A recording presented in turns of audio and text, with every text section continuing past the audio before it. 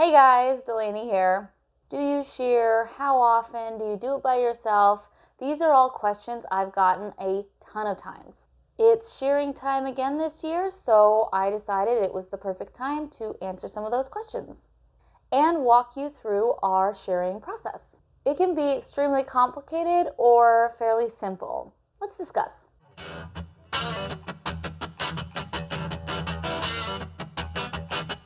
First things first is the number of times that you shear per year is based on breed and genetics. For instance, if you have a breed that is a hair sheep, you don't need to shear at all. If you have wool sheep, then you definitely need to shear at least once a year. You might find that the genetics you end up with, you have to shear more than once a year.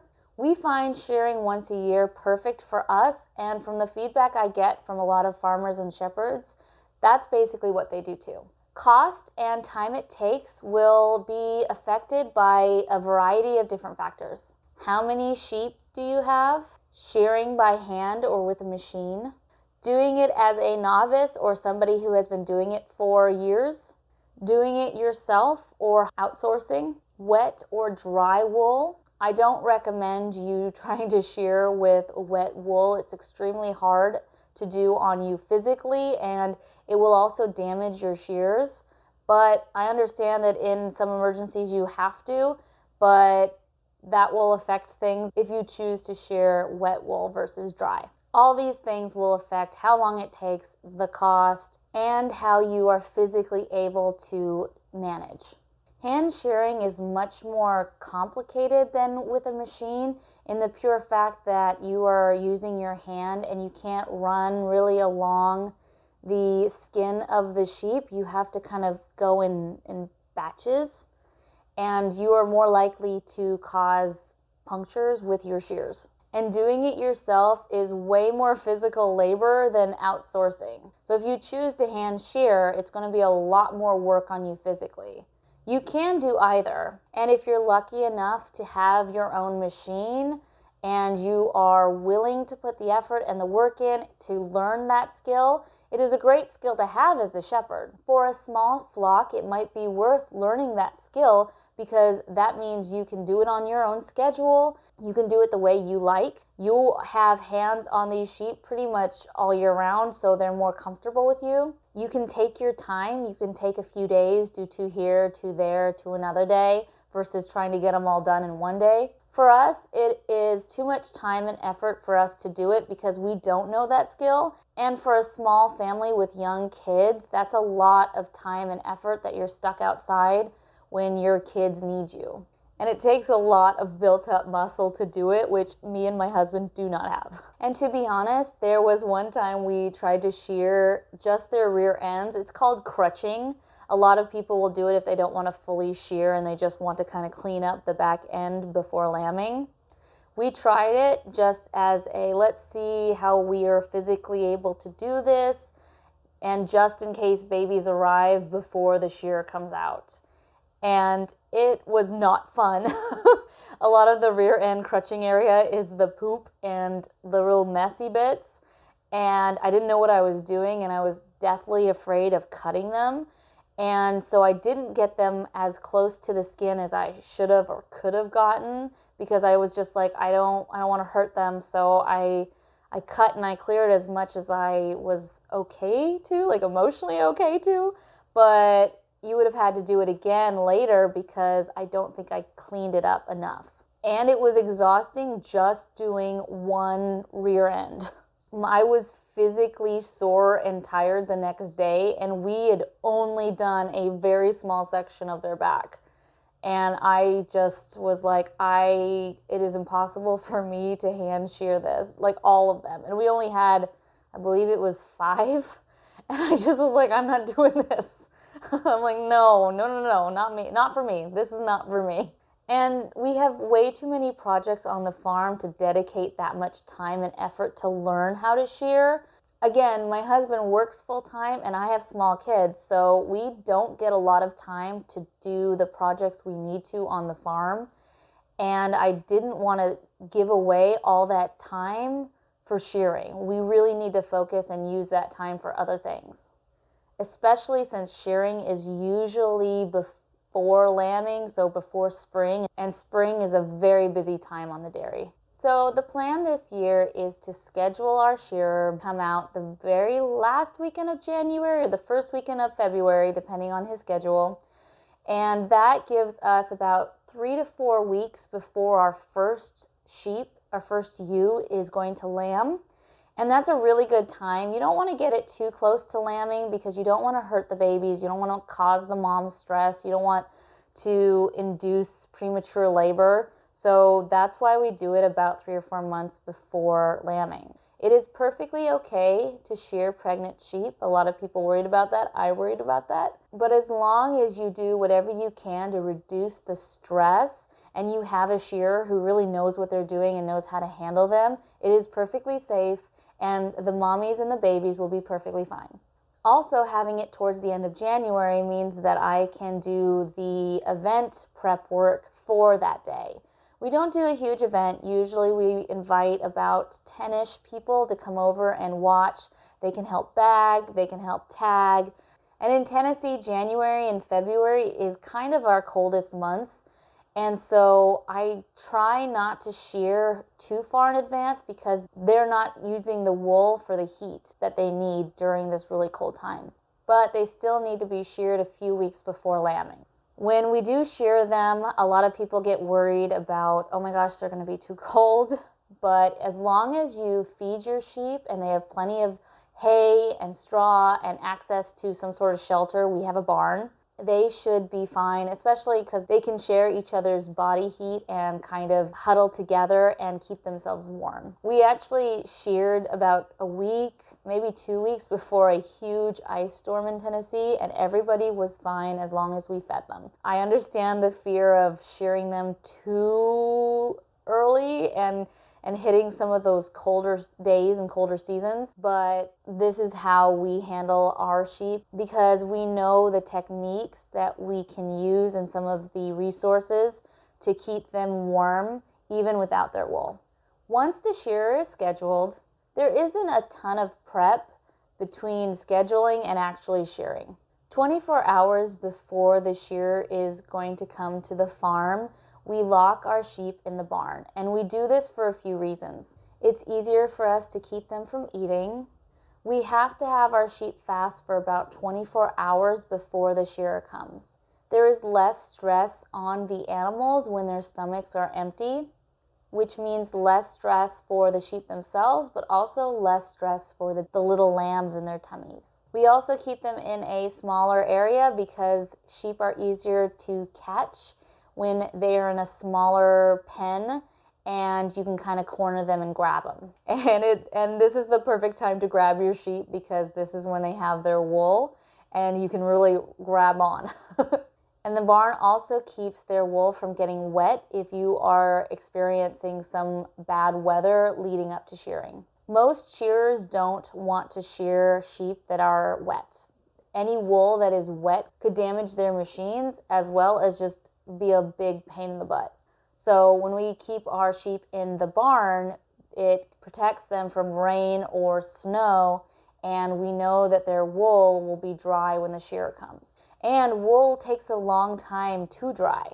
So even if your shearer is supposed to come Saturday and it rained Monday, there's still this big question mark whether their wool will be dry if maybe it's supposed to be damp Wednesday or Thursday. So weather is a big part of how long we keep them in the barn and when we put them in there. You also have to keep in mind that even if the day is not raining and you kept the sheep in the barn during this storm, that when you do release them, if it's snow or rain, that water will be dripping still from some trees and can still get your sheep wet. So we definitely take a look at the weather for the week and then we can decide, you know what, it's Tuesday, it's supposed to rain, maybe we'll keep the sheep in the barn for that day, and if it's looking okay the next day, then we'll let them out. Or if it's like, oh my gosh, it's snowing, now there's snow all up in the trees, we have to keep them in for a lot longer because we don't want any snow to fall on their backs and all of a sudden have their backs be wet. Now, even if we keep the sheep in the barn for that extended period of time, we still feed them up until the 24 hours. So you don't have to worry that we're locking them in there forever. We're not. We lock them in there with food and water, and then we keep the water in there, but we remove the food. We are very fortunate to have a pretty amazing shearer in our area. He's very quick and his setup is very adaptable. He usually comes with a pole with a strap on it that he attaches to one of the posts in our barn. And then what he needs is an outlet to attach his shears. And we have outlets throughout the barn, and we also have used extension cords. So there's electricity going anywhere he chooses to shear, and we've been perfectly fine. The first year that we sheared, we used one of the rooms in our barn, but we can't use that room anymore because that's where the rabbits are, and the sheep will mess with the cages and potentially break some stuff. So we don't have him shear in that room anymore. What we do is we have him shear in our milking parlor. What we do before he arrives is we pull out the stands and any other things like maybe trash cans that have feed in them. We pull them out so he has as much room in there as possible. And he goes in and there's a pole in the middle of the room and he attaches his pole that has most of his equipment. Once he is set up, my husband and I will go to the area that we have sequestered the sheep and bring a harness and catch them and harness one of them up. Our veteran milking ewes, so the ones that I have milked before, they come no problem. They are halter trained and have no issues walking to the barn with us. Our boys and our ewe lambs were not as well trained, and so they're a bit of a pull and a push to get there. We might use feed to help them along because we know that they're hungry and we'll know that they'll follow us. But we don't feed them until after they've been sheared. After they've been sheared, they go into a separate pasture where we give them some really good feed and they're very happy. The shearer will grab the sheep, remove the harness, and then get to work. When he's done, we help him put the harness back on and then lead the sheep to, like I said, a separate pasture where there's feed and water and they are able to kind of replenish the 24 hours of fasting. And just as a heads up, because it freaked me out the first year, the sheep will be drastically different in size. Like huge, like here to here. And my first year, I panicked. I was like, oh my gosh, we're starving them. They look sick. What did we do? What did we do wrong? I took a bunch of pictures and I went to my sheep group and I just was like, oh my gosh, are they underweight? What did we do? I don't understand. And I got feedback that everybody looked fine, that everybody looked healthy, and that the drastic change, if you're not ready for it, it can be a little shocking. So wanted to throw that out there. If you've never sheared a sheep before and all of a sudden you shear and they look super small, it's okay. That's normal. It's not, nothing's wrong. It's okay. Just breathe. The most that we have sheared was 8. Our first year was 5, then we had 8, and then this year we went down to 6. 4 pregnant ewes, a wether, and a ram. They all roughly took about an hour, kind of give or take. Again, the higher the number, the longer it took. But it was relatively quick and easy and really fast. I do throw out this caveat that when you have all your sheep together, try to shear the boys first. We didn't. We kept the boys till the very end. Last year, I believe, we kept the ram till the very end. And he got really panicked and freaked out and ran through our barn doors and broke our doors. So when you are shearing, I would recommend doing the boys first. They cause less damage, especially if you have them contained and kind of separated. The girls will be a little panicky too, but they're less aggressive and will cause less damage. I think maybe this year what we'll do for the last 2 is we have 2 halters, so we might halter both and then have one of either me or my husband holding one while the other one gets sheared, so she doesn't feel like she's locked in a room by herself. They're the ones who are going to cause trouble, are the ones that are in a room by themselves and they can't see others. For our barn, where we shear is not where the sheep are kept, and so they can't see each other when we separate them. So lesson learned, make sure that when you're down to 2, to be a little bit more careful about the stress level of that last sheep.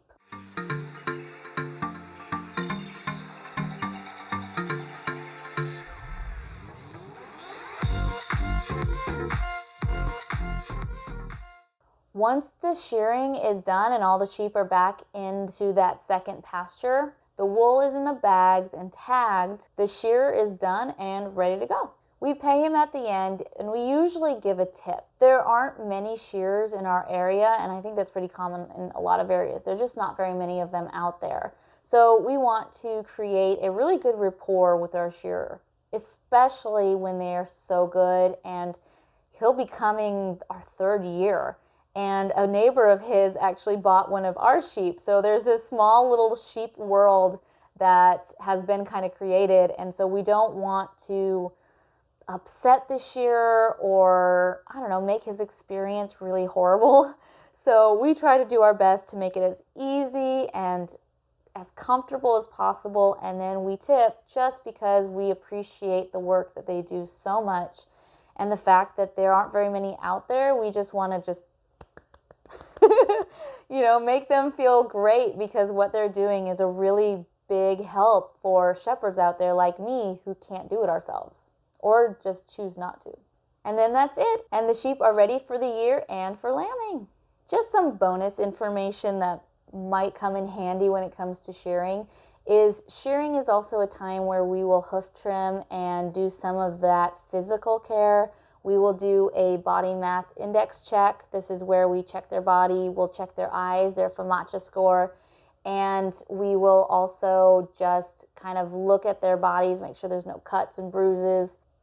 I might even check the ewe's rear to see if she is swollen at all or looks like she is making progress towards the lambing. I'll also take a look at her udder to see if it's forming at all. Our veteran ewes still have a bit of an udder from last year, so I'll probably double check that. And then I'll also check our new ewes, our kind of new mamas, and see if they've started yet. A lot of times they won't start as early as the veteran ewes, so it's good for me to know, oh, okay, this one bagged up really early, or this one is one of the new guys. Oh, okay, she might take a little bit of time for her to bag up. At this time, we will also remove the wether and the ram, and they will be in a separate area.